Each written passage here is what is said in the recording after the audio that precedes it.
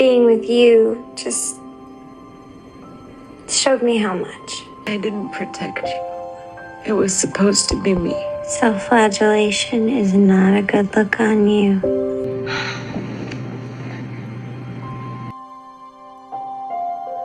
I should really be going.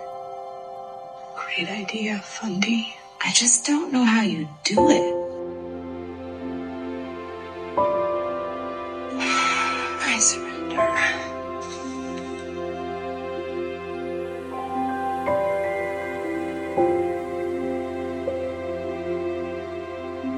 Wow.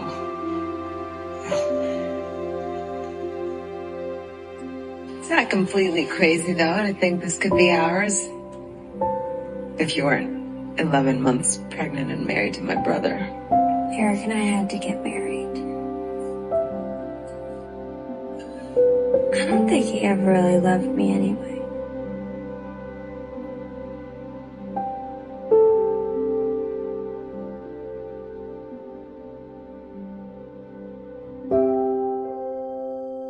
The story begins with an emotionally intense and confrontational moment as Ginger directly challenges Margaret right from the start. Ginger urgently demands answers about her missing brother, Eric, her voice filled with frustration, worry, and growing desperation. You're sure you don't want to talk about it? Because you know, I've been down the warpath with Margaret.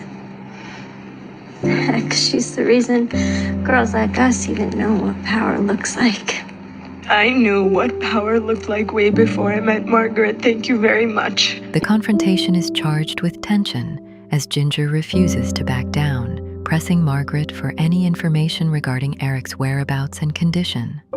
The atmosphere feels heavy and uncomfortable, setting the tone for the emotional conflicts that follow. Plus, she does it with this infuriating, steadfast faith. Why is it that everyone in this town seems to think that Margaret holds the monopoly on God's love? Please, that woman doesn't hold a monopoly on a thing. She's just blessed in Christ. Oh. How do you know that? Because she's rich. And I'm some sinner who missed my blessing?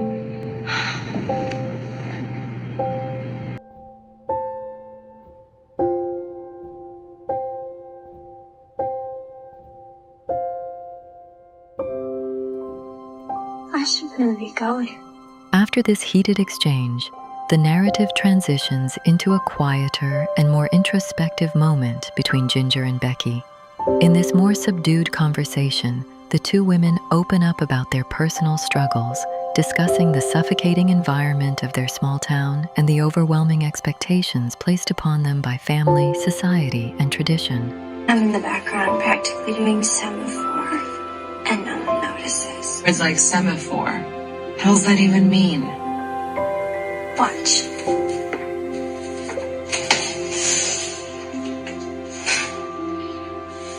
It's visual communication using handheld flags. Sailors use it to communicate over great distances. Semaphore. You're confusing. I was homeschooled. Growing up, Paul and I were taught that God has a plan for us. I surrender.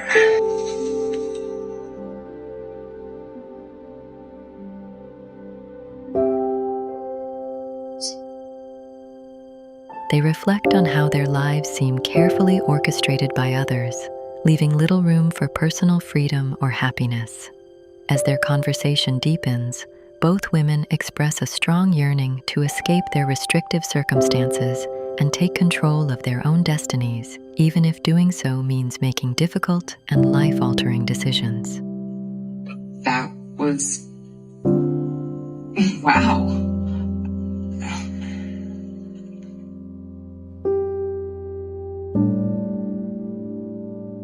Knowledge of what those men did to my mother. She looks so hot on camera. Not that I would know. I mean, we kissed once, but I assure you there is no tongue.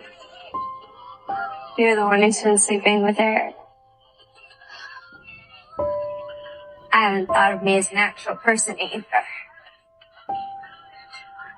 My husband doesn't see me.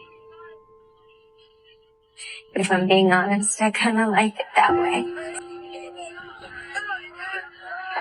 Maybe there is a way for everyone to see you, Becky.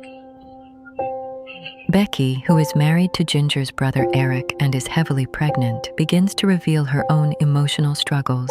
She confesses that she feels increasingly invisible in her marriage, explaining how Eric often neglects her and fails to acknowledge her emotional needs. You're a sight for sore eyes. I want a divorce. What? You serious? Yeah. I think that's just the hormones talking. Why don't you sit down? I'll call the doctor. No, I don't need the doctor, but you might if you mention my hormones again. Her loneliness becomes more pronounced as she prepares to bring a child into the world, making her feel even more vulnerable and uncertain about her future. Amidst this emotional turmoil, Becky finds unexpected comfort in Ginger's presence. So you did for pregnancy what Madonna did for moles. I want to go home. Let's get you out of this stress.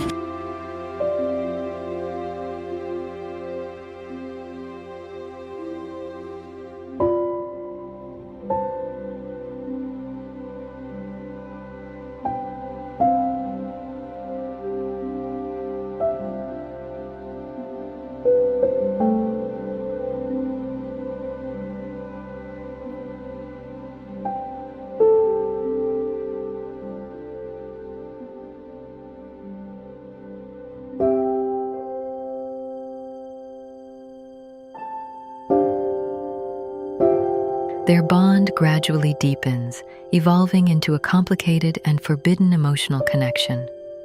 This growing closeness introduces a complex dynamic between the two women, filled with both comfort and confusion as they navigate feelings neither of them fully anticipated.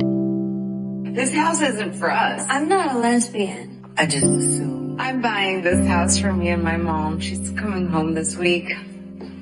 Besides, she's married. Completely crazy, though, to think this could be ours.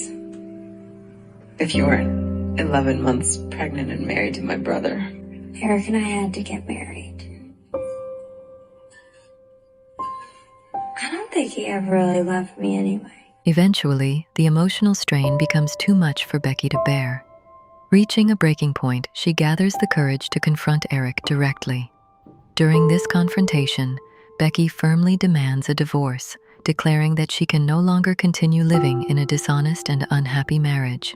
With a child on the way, she emphasizes her desire to create a healthier and more truthful environment for herself and her baby. As the situation unfolds, another surprising revelation emerges. Ginger admits that she too has been involved in an affair, a confession that unexpectedly shifts the emotional weight Becky has been carrying alone.